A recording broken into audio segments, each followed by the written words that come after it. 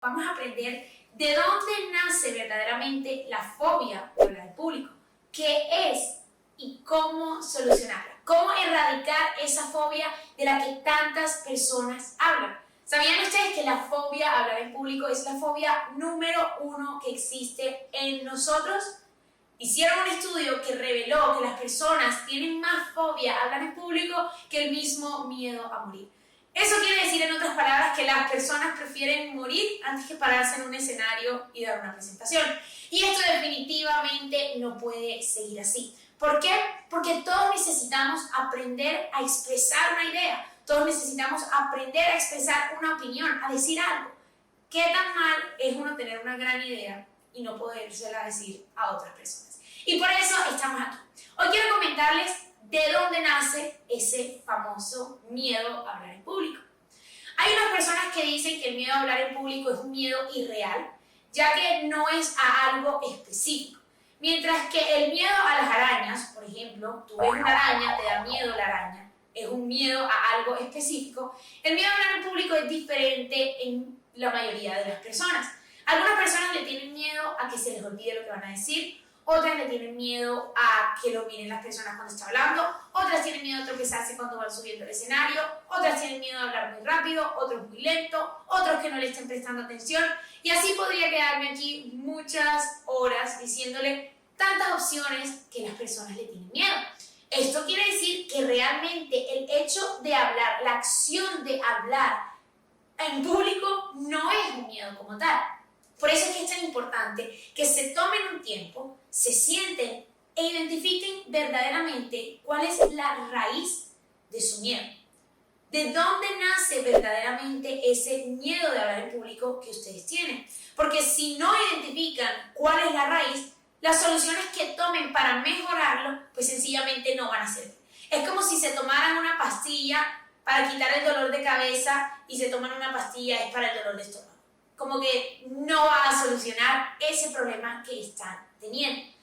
Ahora, también hay que diferenciar la raíz de los síntomas. Los síntomas son muy diferentes a la razón por la cual a ti se te despiertan esos síntomas. Los síntomas se pueden controlar de manera inmediata, mientras que la raíz se necesita hacer un trabajo mental. ¿Por qué? Porque este es un miedo mental. Es decir, que nuestra mente es lo suficientemente poderosa para hacernos creer esto como cierto y somatizar que te suden las manos, que se te suba la presión, que se te acelere el corazón, que te dé ganas de ir al baño y muchos síntomas más. Pero vamos a entender de dónde nacen estos síntomas, de dónde nacen estos pensamientos. Y la mayoría de estos pensamientos nacen a raíz de dos cosas. La primera, en algún momento de su vida tuvieron que dar una presentación o tuvieron que hablar en público y su experiencia no fue buena. Es decir, tuvieron una experiencia incómoda, una experiencia que no quieren volver a repetir. Esto de manera inmediata se guarda en su cerebro como un anclaje negativo. Es decir, cuando tenemos un estímulo y un sentimiento y esos dos se conectan, en este caso el estímulo es el hecho de hablar en público y el sentimiento, es decir, vergüenza porque alguien se rió de lo que dijeron, ese estímulo y ese sentimiento se unen y se crea un anclaje en su cerebro. Y lo que pasa es que después, cuando en otro momento de su vida vuelven a estar en una situación como esta, su inconsciente saca ese anclaje que tienen en su cerebro y dice, no voy a hablar en público, me va a dar vergüenza, se van a reír de mí. ¿Por qué? Porque ya está anclado en su cerebro. Y empiezan los síntomas de que me sudan las manos, que tengo que ir al baño, que se me aceleró el corazón. Lo que a mí me parece interesante de esto es que si nuestro cerebro tiene el poder de que nos suden las manos, de recordar ese momento, de ponernos y hacernos sentir como si estuviésemos viviendo ese momento nuevamente, también tiene el poder de hacer todo lo contrario, es decir, de hacernos sentir ese momento pero con un momento positivo, con un momento en el que se sientan confiados, con un momento en el que se sientan seguros y se sientan cómodos. Y eso es lo que vamos a aprender aquí. Vamos a aprender varias técnicas de programación neurolingüística y otras cosas más para que ustedes puedan aplicarlas antes, durante y después de una presentación.